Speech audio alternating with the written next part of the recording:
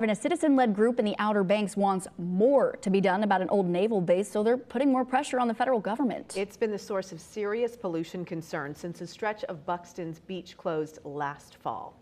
10 on your side's Nick Broadway joins us now with what they're doing to get the entire site removed. Hey, Nick, good morning. Yeah, good morning. It's something that was really inspired by the pollution going on over at this old naval base. Pipes, rebar, large chunks of concrete structure are exposed by erosion along Buxton Beach access.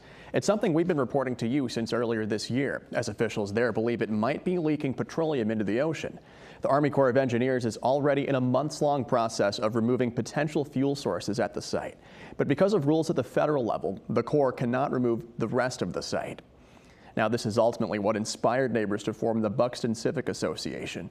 It's a new kind of organization for this unincorporated community. And they're showing up at whatever local government meetings they can go to while repeatedly staying in touch with the Corps and other federal entities. The Civic Association is encouraging their neighbors to do the same. And on top of this, they're digging through piles of decades-old documentation as part of their mission to figure out who's responsible for removing the entire site. Since the 80s, it went through a litany of turnover, making it unclear who's in charge of taking out all of the hazards. A big part of the association's role is making sure people don't forget about it.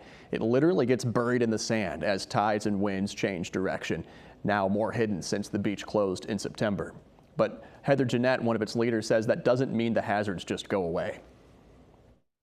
We're hoping that these organizations might do something crazy like work together to really, and once and for all, let's get these foundations and physical hazards removed.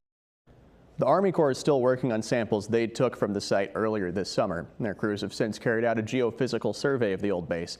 They have plans to deal with the potential oil contamination later this year. As for who will take out the rest of the site, that's still up in the air. Nick Broadway, 10 on your side.